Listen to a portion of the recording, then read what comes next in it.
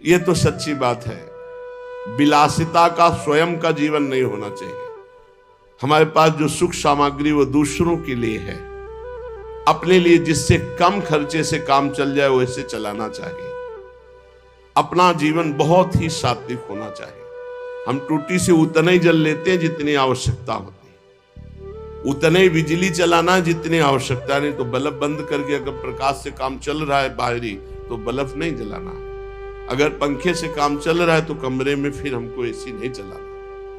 अगर बिना पंखे एसी के घंटा 2 घंटा कट रहा है तो हम वैसे, जितना आप कम खर्चे का जीवन उतना ही आपका भजन उत्तम बढ़ेगा।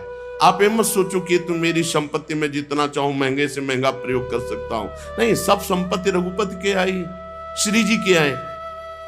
एक आदमी 5,000 रुपए में एक बार अपना खान पान व्यवहार करता है और उसी 5,000 रुपए से 50 आदमियों को कुछ कुछ पवाया जा सकता है। जब हमारा काम जमीन में सोने से चल सकता है तो पलंग की क्या जरूरत है। चलो भाई, पलंग में जब हमारा एक चद्दर बिछा के काम चल सकता है तो डनलप के गद्दे की जरूरत क्या है। भगवत मार्ग के हम पथिक है। महापुरुषों के वचन, साधारण से साधारण पहले जीवन जीना सीखो। एक कुशासन और मार्किन के सिवा कोई नहीं बिछाए थे। एक कुशासन, कुश का आसन, उसके ऊपर मार्किन। साधारण तौर तरीके, अगर असाधारण भजन करना है तो हमारी बात मान लो। जितना रजोगुण बनवाओगे, जितना रजोगुण एकत्रित करोगे, उतने ही तुम्हारे भजन में बाधक होगी। मरोगे तो है, शरीर भी नष्ट होगा तुम्हारा और मकान भी दूसरे के हाथ लगेगा। काहे को समय बर्बाद कर रहे हो। अगर साधारण जीवन व्यतीत करते तो रोना आता, प्रभु मुझ गरीब मुझ दीन पर कृपा कर दो। भगवान की प्राप्ति के लिए जबरदस्ती अपने राज्य को अपने पुत्र को दे करके महाराज मनु हरिताप गवन बन की ना, आप वृंदावन आए हो, बहुत दैन्यता से जियो। आपके पास अर्थ है, भूखे प्यासे ऐसे लोगों को पवाओ, दूसरों की सेवा में लगाओ। संत सेवा, भगवंत सेवा, श्री जी को सुंदर सुंदर पोशाक, श्री जी को भोग लगा के बांट देना। उत्तम भोग लगाए मोर मरकट को सेवे। अपने लिए बहुत साधारण, साधारण मार्किन, साधारण कपड़ा उड़ले, साधारण से जीवन, तभी असाधारण भजन होगा। जितना आप अधिक खर्च करेंगे अपने शरीर के ऊपर, साधक बहुत ध्यान से सुने, चाहे गृहस्थ हो चाहे, आपका पैसा नहीं है, वो भगवान का है। आप उचित अपने ऊपर खर्चा करें, परिवार के सुख में लगावें, संसार के सुख में लगावें, गौ सेवा, संत सेवा, भगवत सेवा, अन्य अन्य में। अपने जीवन में बहुत कम खर्चा। आप अपने समय को अधिक से अधिक बचाकर भजन में लगाएं। यदि आपके पास बहुत अच्छी धन राशि आ चुकी है तो आपको अब ज्यादा जरूरत नहीं है, तो आप उसे लोक सेवा, भगवत सेवा में लगाते हुए हर समय भजन में लगिए। ज्यादा फैलाओ मत फैलाइए। सच्ची कहते, बहुत सावधानी की जरूरत, बहुत सावधानी। अरे चाहे आप जितना 3.5 हाथ का शरीर तुम्हारे हाथ से, उसको किसी योग कोने में पड़े रहना है। मार केवल बवाल रचे हो, अहंकार पुष्टता, मार रजोगुण की पुष्टता। हम इस दरवाजा इसका आना चाहिए अमुक प्रदेश से, तो खिड़की इसकी अमुक प्रदेश की होनी चाहिए, तो लिफ्ट अमुक कंपनी की होनी चाहिए, वस्तु अमुक कंपनी। बड़ा दिमाग किसी में मर गए, कंपनी सब लगाए ऐसे बड़े बड़े भवन बने हुए, महल बने हुए, कबूतर हग रहे, रहने वाला कोई नहीं। पुरानी बिल्डिंगें देखो जो राजा महाराजाओं की, तुम्हारी को क्या। ये प्रमादी स्वभाव हटाइए। भजन के बहाने सुख भोगने की आदत छोड़िए तो परमात्मा प्राप्ति जल्दी हो जाए। डट करके सब झंझटों से निपट करके भजन करो। जीवन को प्रमाद से बचाकर प्रयत्न में स्थित करो। शब्द देख लो, शब्द ही है। प्रमाद से हटाओ और प्रयत्न में लगाओ। इतने माला भजन, इतना पाठ, इतना जाकर के राधा केल कुंज में करना, इतना एकांत में पाठ करना, ऐसे ऐसे अपनी दिनचर्या इतनी फिट कि उसको तोड़ना नहीं किसी भी स्थिति में। परमात्मा को भुला देने वाले सामग्री, विषयों, इन सबको हटा दो। अभी लगन नहीं लगी इसलिए जहां तुम्हारा वास है वहां कोई भी ज्यादा भगवत विमुख करने वाली वस्तुएं अच्छी नहीं होनी चाहिए, बात ध्यान रख लो। जहां वास कर रहे हैं पूरे में राधा राधा राधा राधा राधा राधा राधा, गुरुदेव राधा वल्लभ, गुरुदेव राधा वल्लभ, जहां दृष्टि उनकी पोशाक, उनकी माला, उनके बस एक आसन शयन के लिए, एक आसन बैठने के लिए, बस। आधुनिकता का जितना दर्शन होगा रजोगुण बढ़ेगा, भजन हटेगा, मान लीजिए। बहुत सावधान रहिए। वृंदावन है, वृंदावन की थोड़ा तो रहनी रखो। राधा राधा राधा राधा, यार कभी ऐसा भी करो ना कि एक टाट बिछा के सो, हाथ की तकिया, रज के पात्र रखे हुए कमरे में, उसमें भोजन प्रसाद पाया, टाट बिछा हुआ है, हाथ की तकिया में सो गए, नहा लिया, अपनी दिनचर्या में कुछ खर्चा नहीं, एक छोटे से पंखे से काम चला लिया।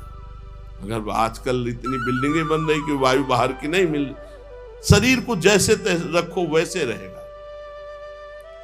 शरीर को जैसे रखो, वर्षों कभी बिजली नहीं रखी यही हित धाम में कटवा के, जैसे रखो। थोड़ी देर पसीना पसीना, जितनी नींद आनी आनी, उठ के बैठ गए, फिर मंत्र जो हमको सोने के लिए है। नींद को जितना ना आ जाए ना ना ना, राधा राधा आज नहीं आई तो कल आ जाएगी, कल नहीं तो परसों आ जाएगी। भजन तो हमारा हो रहा है। भगवान का आश्रय समस्त शक्तियों को जागृत कर देता है, भोगों का आश्रय समस्त शक्तियों को ढक देता है। इस बात को समझिए।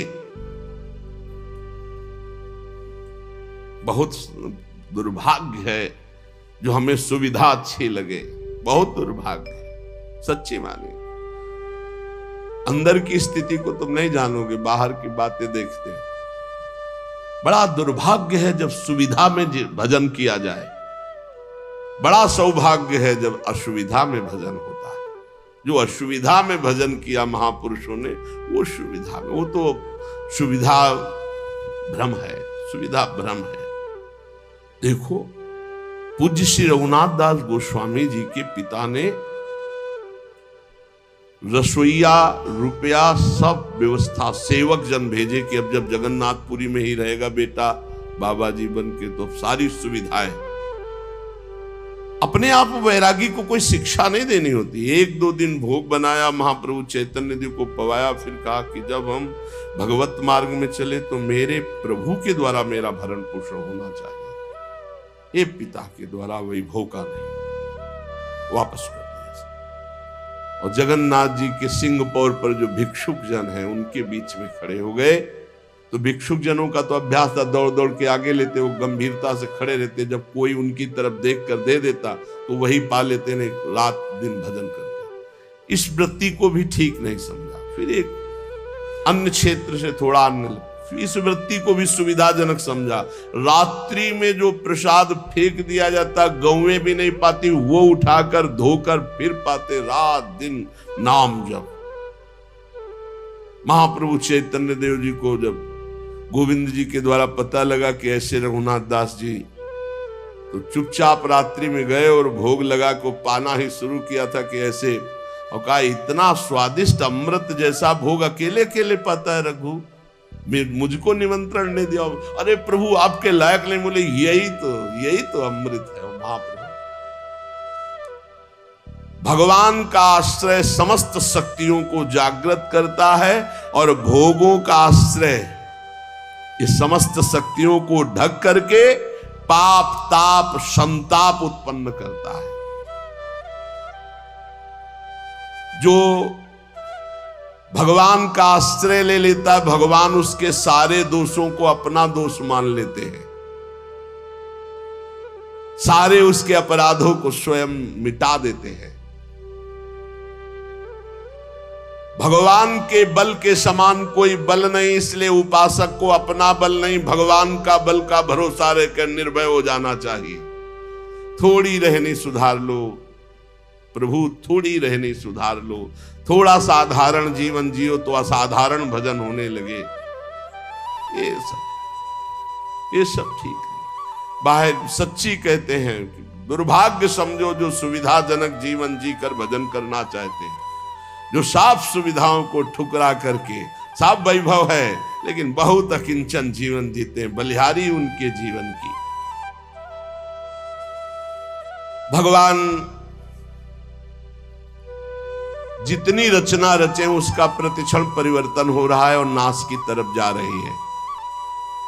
शरीर से लेकर जो भी आप देख रहे हो, गोगोचर जहां लघु मनुजाई, सबका परिवर्तन हो रहा है, सब नाश की तरफ जा रहा है। ये क्षण ध्वंसी है, किसी भी क्षण में नष्ट हो सकता है। जो तुम देख रहे हो सब, यहां का मिलना संतोषजनक नहीं है। यहां व्यक्ति मिल जाना, वस्तु मिल जाना, स्थान मिल जाना, यहां कोई संतोषजनक नहीं, क्षणिक है, दुखद है। श्री भगवान पर विश्वास करके सर्व प्रकार से उनके ऊपर निर्भर होकर जो भजन करता है वो मंगल को प्राप्त होता है। क्षणभंगुर शरीर का क्या पता कब नाश हो जाए। भगवान की इच्छा से जो कुछ है उसी में संतुष्ट रहो। जो तुम्हारे पास है वो दूसरों की धरोहर है, तुम्हारी नहीं है। तुम कम से कम खर्चे में जीवन व्यतीत करो। इस नाट्यशाला में, जगत नाट्यशाला में भगवान के खेल को, सृजन पालन संहार, 3 खेल के रहस्य को जान करके खूब नाम जप करो। पता नहीं कल किसका आए कि ना आए। भगवान बहुत समीप हैं हमारे, उनसे अधिक समीप अन्य कोई भी नहीं है। उनका जितना चिंतन करोगे, उन्हें जितना अपने समीप देखोगे, उतना ही तुम परम सुखी होने लगोगे और भगवान तुम्हें दिखाई देने लगेंगे कि नजदीक है।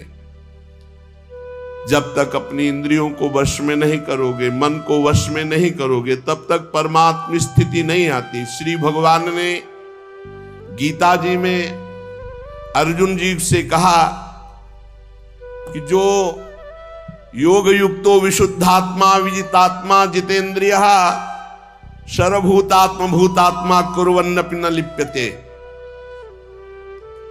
जिसकी इंद्रियां भजन के प्रभाव से वश में हो गई हैं, जिसका अंतःकरण मन बुद्धि चित्त अहंकार निर्मल हो गया है, जिसका शरीर पवित्र हो गया है, साधन करते करते शरीर वश में, इंद्रिया वश में, मन वश में, बुद्धि वश में, चित्त वश में, अहम वश में, संपूर्ण प्राणियों के आत्मस्वरूप भाव में जो स्थित है, अब उसको कोई कर्म नहीं बांध सकता। नहीं, हर कर्म जीव को बांधता है। जिसकी इंद्रियां वश में है, जिसका मन वश में है, जिसका शरीर पवित्र हो चुका है, निष्पाप, वो पुरुष कुछ भी जो कर रहा है कभी वो पाप को प्राप्त नहीं होगा। कोई भी कर्म उसे बांध नहीं सकता। इसी को तो जीवन मुक्तता कहते हैं, परम आनंद। देखो भगवान कह रहे हैं, नैव किंचित करोमीति युक्तो मन्येत तत्त्ववित् पश्यन् श्रृण्वन् स्पृशन् जिघ्रन् नश्नन् गच्छन् स्वपन् श्वसन् प्रलपन् विसृजन् गृह्णन् निन्मिषन्नपि इंद्रियाणि इंद्रियार्थेषु वर्तन्ते इति धारयन्। हे अर्जुन, जो तत्व को जानने वाला पुरुष है, संयमी पुरुष है, जिसने अपनी इंद्रियों पर विजय प्राप्त कर ली, मन पर विजय प्राप्त कर लिया है, जो सब जगह अपनी आत्मा को देखता है, नैव किंचित करोमीति युक्तो मन्येत तत्त्ववित्। वो तत्व को जानने वाला सांख्य योगी किंचन मात्र कुछ नहीं करता है और सब कुछ करता है। पश्यन देखता हुआ, श्रवण सुनता हुआ, स्पृशन छूता हुआ, जिघ्रन सूंघता हुआ, असनन खाता हुआ, गच्छन चलता हुआ, ग्रहणन ग्रहण करता हुआ, प्रलपन बोलता हुआ, विसर्जन मलमूत्र का त्याग करता हुआ, स्वपन सोता हुआ, श्वसन श्वास लेता हुआ, उन्मिशन आंख खोलता हुआ, निमिशन मूंदता हुआ, इंद्रियाणि इंद्रियार्थेषु वर्तन्ते इति धारयन्। उस ज्ञानी महात्मा को पता है कि संपूर्ण इंद्रियों के विषय में बरत रही हैं, किंचित एवं न करो भी इति मन्येत, मैं स्वयं कुछ भी नहीं कर रहा हूं। बहुत गूढ़ विषय है। पश्यन् श्रृण्वन् स्पृशन् जिघ्रन् नसनन् गच्छन् स्वपन् श्वसन्, ये सब क्रियाएं हो रही। बड़ा उच्च कोटि की अवस्था। ग्रहणन प्रलपन विसर्जन स्वपन श्वसन उन्मिशन निमिशन अपि इंद्रियाण इंद्रियार्थेषु, सूंघता हुआ, देखता हुआ, खाता हुआ, चलता हुआ, ग्रहण करता हुआ, बोलता हुआ, मलमूत्र का त्याग करता हुआ, सोता हुआ, श्वास लेता हुआ, आंख खोलता हुआ, मूंदता हुआ, संपूर्ण इंद्रियों के विषय में बरत रही। मैं कुछ नहीं कर रहा। ऐसे महापुरुष के द्वारा जो भी कुछ होता उसको कुछ नहीं भोगना पड़ता, न पाप न पुण्य। पूरे संसार का संहार हो जाए तो कोई पाप नहीं, पूरे संसार का पुण्य हो जाए तो कोई उसको पुण्य नहीं, क्योंकि वो देख रहा है कि इंद्रियों में बरत रहे, गुण गुणों में बरत रहे हैं, मैं इन सब से विलग हूं। ये स्थिति जीवन मुक्त महापुरुष की होती है, जहां शरीर और इंद्रिय मन बुद्धि बदलते रहते हैं, पर हम उनको देखते रहते हैं, हम नहीं बदलते। शरीर बदला, बाल्यावस्था, जवानी, बुढ़ापा, लेकिन हम वही हैं जो देखने वाले हैं। पहले रजोगुणी बुद्धि थी, फिर सतोगुणी आ गई, लेकिन हम बुद्धि को देख रहे हैं, हम बुद्धि नहीं हैं, बुद्धि को देखने वाले। इंद्रियां पहले चंचल थी, फिर शांत हो गई, हम इंद्रियों को देख रहे हैं, दृष्टा है, हम इंद्रिय नहीं हैं। मन को भी हम देखने वाले हैं, हम मन नहीं हैं। स्वयं हम परमात्मा के स्वरूप हैं। जैसे अंश कहा जाता है ना, तो चाहे एक चम्मच गंगा जल हो तो गंगा जल, और चाहे एक बहुत बड़े टैंकर भर के तो गंगा जल, और चाहे पूरी धारा तो गंगा जल। परमात्मा का अंश जीव परमात्मा स्वरूप ही है। पूर्ण परमात्मा का अंश जीव परमात्मा स्वरूप ही, ये बात मान लो। चेतन अमल सहज सुख राशि, बदलने वाले के साथ एक है। संसार बदलने वाला, इंद्रियां बदलने वाली, शरीर बदलने वाला, बुद्धि बदलने वाली, मन बदलने वाला, चित्त बदलने वाला, अहंकार बदलने वाला, लेकिन जो मैं था वही मैं हूं, वही मैं रहूंगा। जिसको ये ज्ञान होता है वो सब कार्य करता हुआ कभी बंधता नहीं है। आप कभी बदलने वाला नहीं है, आप स्पष्ट देख लीजिए, आप कभी बदला नहीं, वो ज्यों का त्यों रहता है। जब आप अपने आप को भूलकर बदलने वाला मान लेते हैं तो आपको जन्म मरण ये होगा, फिर आपको हर कर्म का फल मिलेगा, क्योंकि आप भोक्ता और कर्ता भाव स्वीकार किया। अगर स्वीकार ना करे तो कुछ भी उसको दंड नहीं मिलेगा, किसी भी तरह उसे नहीं भोगना पड़ेगा। ये बात तुम केवल दृढ़ता से मान लो, मानने से ही तुम्हारी मुक्ति हो जाएगी, मानने से ही तुम जान जाओगे, अनुभव हो जाएगा। केवल मेरी बात मान लो। तत्व प्राप्ति किसी साधना से नहीं होती, मानने से होती है। चाहे ध्यान से सुने, चाहे वो कैसा हो, कोई अधिकारी हो या अनाधिकारी, अंतःकरण शुद्ध हो या अशुद्ध, इससे कोई मतलब नहीं, क्योंकि ये तुम हो ही नहीं। और इससे बड़ा कोई ज्ञान से पवित्र कोई तीर्थ नहीं है। अगर तुम भगवत प्राप्ति चाहते हो, तुम्हें भगवत प्राप्ति की लगन है, तो इस बात को समझो, शरीर संसार ये तुम नहीं हो, ये तुमसे अलग है। ऐसा अनुभव होता है। जबान चराना, नेत्र चराना और इंद्रियों की गुलामी में घूम रहे, इसीलिए समझ में नहीं आ रहा। ये बहुत बढ़िया बात है। यद्यपि मृषा छूटति कठिनाई, अगर समझ जाओ तो केवल समझने की बात है, कुछ करने की नहीं। भगवत प्राप्ति समझने की बात है। ये बहुत सुंदर बात, इसी को हमने कई बार सत्संग में कहा है। आप अपने अंतःकरण की बात किसी से मत बताइए कि आपको कोई विकार है। जब आपसे कोई पूछे तो मुस्कुरा के उत्तर दो, बहुत सुंदर, बहुत कृपा है ठाकुर जी की, बहुत आनंद है। वो धीरे धीरे अंतरे में भस्म हो जाएंगे।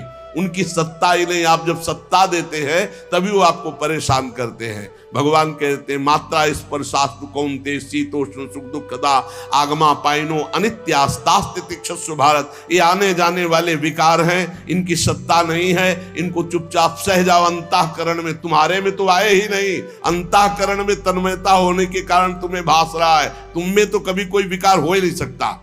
तुम तो निर्विकार सच्चिदानंद थे, हो, रहोगे। कभी कोई विकार तुम्हारे को छू ही नहीं सकता, कभी कोई पाप तुम्हें छू ही नहीं सकता। इस शरीर से हुआ, शरीर को भोगना पड़ेगा। तुम शरीर नहीं हो।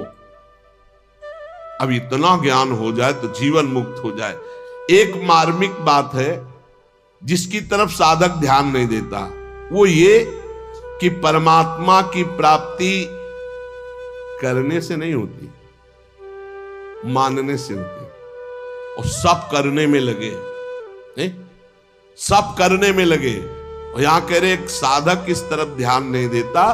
परमात्मा की प्राप्ति स्वतः सिद्ध है, करने से नहीं, मानने से होती। मानते करके मान लो या मान के जान लो। जो सत्संग सुनते हैं उनको जो प्राप्त होता है वो 50 वर्ष साधना करने पर भी नहीं। साधक में बहुत अंतर मिलेगा, एक सत्संगी और एक एकांतिक। तो बहुत अंतर होगा। सत्संगी बहुत हो, अपने बचाव पक्ष का जोरदार ज्ञाता होगा। परमात्मा प्राप्ति करने का भाव बाधक है। कैसा? मैं परमात्मा प्राप्ति करूंगा साधना से, बहुत लंबा समय होगा। और किसी महापुरुष का जब संग मिलेगा तो तुम मानने पे आ जाओगे तो जान जाओगे। अगर अभी मानने पे आ जाओ तो जल्दी जान जाओगे। हम लोगों के दिमाग में बैठा है कि 10-20 वर्ष कम से कम भजन करेंगे तब अंतःकरण पवित्र होगा, तब हम कुछ जान पाएंगे। तो पक्का 10-20 वर्ष भजन करना पड़ेगा। अगर आपको ये तो जानने की बात है, हमें बताया जा रहा है कि मैं परमात्मा हूं, मेरे में कभी विकार होते ही नहीं। तो जब अंतःकरण विकार युक्त है तो दृष्टा भाव से देख रहा, मेरे में तो विकार है नहीं, मैं तो सुना हूं, निर्विकार हूं, बहुत शांति मिलेगी। उसी समय वो विकार नष्ट होने लगेंगे। बड़ा बड़ा जप अनुष्ठान, ध्यान अनुष्ठान, ये सब जो करके प्राप्त करने के बहुत लंबा समय लगेगा। करने से कर्तृत्व भाव पुष्ट होता है, कर्तृत्व भाव आने से व्यक्तित्व भाव होता है, और व्यक्तित्व में ही सारे प्रकृति के विकार जुड़े हुए हैं, उसी में फिर वो लचपच जाता है। बड़ा सूक्ष्म विषय, क्योंकि ये पूर्व का है इसलिए बहुत आनंददायक है। शरीर से तदात्म कर्तृत्व भाव से हुआ है। निर्लिप्तता का अनुभव करना ही है, चाहे जिस मार्ग से करो, कर्म योग से, भक्ति योग से, ज्ञान योग से। इसलिए क्रिया की मुख्यता साधक में रहती है भगवत प्राप्ति का। तो आप बोलो क्या करूं? क्रिया की मुख्यता रहती है। आप बोलो मैं क्या करूं? मैं ये करता हूं, मैं ये करता हूं, मैं इतना पाठ करता हूं, मैं ये करता हूं, ये करता हूं। किसको लेके बोल रहे हो? वाक्येंद्री से पाठ कर रहे हो, शरीर से सेवाएं कर रहे हो, चेष्टाएं कर रहे हो, लेकिन तुम तो इससे अलग हो ना। इतना ज्ञान है कि नहीं? अगर इतना ज्ञान नहीं तो सब कुछ अहंकार की धारा में हो रहा, वो शुभ कर्म के अंतर्गत आ जाएगा। जब अहम की धारा शरीर से जुड़ जाती तो भाषा बदल जाती है। सुनना भाषा, पहचान लेना। मैं करता हूं, मैं खाता हूं, मैं पीता हूं, मैं बोलता हूं, मैं चिंतन करता हूं, मैं निष्कामी हूं, मैं कामी हूं, मैं क्रोधी हूं, मैं क्षमावान हूं। मैं के आगे जितना जुड़ गया वो सब प्रकृति राज्य। क्रिया होती शरीर से, मान रहा मैंने किया। हर इंद्रियां क्रिया कर रही हो, हमारे इंद्रियों के कर्ता बने बैठे हैं। काम क्रोध आ रहे हैं, अंतःकरण में मान रहे हम अपने में। इसीलिए जीवन मुक्त होना कठिन कहा गया है, क्योंकि सोचते कुछ करके जीवन मुक्त होंगे। जो करोगे जीवन मुक्तता जो है उसी को ढकने वाली बन जाएगी। इसलिए महापुरुष अकर्ता होते हैं, अचाह होते हैं, पूर्ण काम होते हैं। बोले साधना करते करते हो गए? नहीं, हमारा स्वरूप ही पूर्ण काम है, सिद्ध है। चाहे अभी मान लो, चाहे 50 वर्ष साधना करने के बाद मान लेना। नैव तस्य कृतेनार्थो ना कृते नेह कश्चन। वास्तव में स्वयं में कभी कोई क्रिया होती नहीं, और शरीर बिना क्रिया के रह नहीं सकता। जब स्वयं निर्लेप रहता है तो शरीर से पवित्र आचरण होते, पापाचरण नहीं। चुप हो जा। क्या कह रहे? सबसे बड़ी साधना है चुप हो जा। अलग देखो अपने आप को, शरीर से, इंद्रियों से, अंतःकरण से। चुप हो जाओ। तुम करता नहीं हो, परंतु गलती यही होती कि चुप नहीं रह पाते, शांत नहीं रह पाते, सत्ता का अनुभव नहीं कर पाते। बस क्रियाओं में हम फंस गए हैं, स्वयं में कोई क्रिया नहीं है। इसीलिए भगवान कहते हैं वो महापुरुष जो स्वयं को जान गया, वो पश्यन, श्रणवन, स्पृशन, जिघ्रन, असनन, गच्छन, ग्रहणन, प्रलपन, विसर्जन, स्वपन, श्वसन, उन्मिशन, निमिशन अपि इंद्रियाण इंद्रियार्थेषु। देख लो, देखता हुआ किससे देखता है? कौन देख रहा है? बोले नेत्रेंद्री देख रही है। किसको देख रही? अपनी प्रकृति को ही। प्रकृति के बने हुए नेत्र प्रकृति को देख रहे हैं। आप इसके दृष्टा हैं। किसके? नेत्रेंद्री के। आप नहीं देख रहे। देखने का काम नेत्रेंद्री है। आप देख लीजिए, नेत्रेंद्री बंद हो गई। अब बताओ सामने कौन बैठा हुआ है? आप नहीं देख रहे, नेत्रेंद्री देख रही।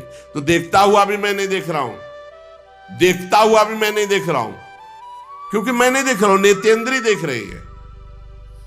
सुनना काम किसका है? श्रवणेंद्री का। अगर श्रवणेंद्री को अभी बंद कर दिया जाए तो आपको बाहर खूब बातें हो रही नहीं सुनाई देंगी, आप नहीं सुन सकते, क्योंकि सुनने का काम श्रवणेंद्री का है। तो मैंने नहीं सुना, श्रवणेंद्री सुना। मैं उसका दृष्टा हूं, साक्षी हूं। छूने का काम स्पर्शन त्वगेंद्री से, त्वगेंद्री के बिना स्पर्श का अनुभव नहीं होता। जिघ्रन, सूंघने का काम घ्राणेंद्री। असनन, खाने का स्वाद लेने का काम रसेंद्री। गच्छन, चलने का काम कर्मेंद्रियों में चरण। ग्रहण करने का काम हस्तेंद्री। प्रलपन, बोलने का काम वाकेंद्री। मलमूत्र त्याग करने का गुदाएंद्री। स्वपन, सो रहा है, श्वास ले रहा है, आंख खोल रहा है, मूंद रहा है। संपूर्ण इंद्रियां सब इंद्रियों में बरत रहे। इसको मैं जानने वाला हूं, लेकिन मैं देखता, सुनता, खाता, पीता नहीं हूं। खाने पीने का काम प्राणों का है, प्राण पोषण। मैं प्राण थोड़ी हूं, मैं तो आत्म तत्व हूं, भगवत स्वरूप, ईश्वर का अंश हूं। ये ज्ञान जिसको हो गया तो कह रहे किंचन मात्र कभी कोई उसके ऊपर बंधन नहीं रहता। सिद्ध महापुरुष के ऊपर कोई, इसीलिए सुधानिधि में भी ये लिखा है कि जो महापुरुष राधा वल्लभ लाल के रहस्य मार्ग में प्रविष्ट हो चुका है, देहातीत भाव, अब वो चाहे विषय ग्रहण करे या त्याग कर दे, बहिर्मुख पुरुषों के पास बैठे व एकांत बैठे हो, कैसी भी स्थिति में रहे, उसे कोई नहीं फंसा सकता। विषयान ग्रहणंतु मुंचन्तु वा कैर्वा भाव रहस्य पारंगमति श्री राधिका प्रेयसा। एक स्थिति है। नैव किंचित करोमि। इसका तात्पर्य नहीं है कि वर्तमान में वो कुछ शरीर से उसके क्रिया नहीं, शरीर से क्रिया हो रही पर कर्तृत्व भाव नहीं, कर्ता भाव नहीं। इसको बहुत सरल ढंग में निपटा सकते हो अपने लोग। कर्तृत्व भाव भी है, मैं कर रहा हूं लेकिन प्रभु के लिए कर रहा हूं, प्रभु को समर्पित कर दिया। जो गति इसकी होगी ज्ञानी की, वही गति भक्त की होगी। सरलता पूर्वक समझ लीजिए, अहंकार को बिना समर्पित किए काम बनने वाला नहीं, चाहे ज्ञान से, चाहे कर्मयोग से, चाहे भक्ति योग से। ये जो कर्ता और भोक्ता भाव है, यही हमें भगवत प्राप्ति नहीं होने दे रहा। अगर ये बात समझ में आ रही हो, थोड़ा पवित्र बुद्धि हो गई हो, तो आप देख लो। अगर नहीं समझ में आए तो बिल्कुल सरल बात है, भगवान इसी की प्राप्ति के लिए कहते यत करोषि, जो तुम कर रहे हो मेरे को समर्पित कर दो। क्योंकि अपने लोगों का शरीर भाव दृढ़ है, कर्ता भाव दृढ़ है, तो अब हमारा कल्याण कैसे हो? तो जो हम कर रहे हैं वो प्रभु के लिए कर रहे हैं। हर समय नाम जप करो, सारे कर्म प्रभु को समर्पित कर दो। अहंकार वो घसीट लेंगे, जीवन मुक्त वो बना देंगे। एक बनाना हो तो भगवान कृपा करके जीवन मुक्ति जना देते हैं, और एक होता प्रयास करना। प्रयास से तो कोटि कल्प लग सकते हैं, और एक क्षण में वो अपनी स्थिति प्रदान कर सकते हैं। इसलिए प्रभु का नाम जप करो, प्रभु के आश्रित रहो, सारे कर्म प्रभु को समर्पित करो। और बीच बीच में इतना बात समझ लीजिए कि आप भगवान के हैं, ये शरीर प्रकृति का है, ये प्रकृति का शरीर प्रकृति में ही मिल जाएगा, आपके साथ नहीं रहेगा। और आपके साथ जो भगवान है वो सदैव थे, हैं और रहेंगे। यही अनुभव करना भगवत प्राप्ति।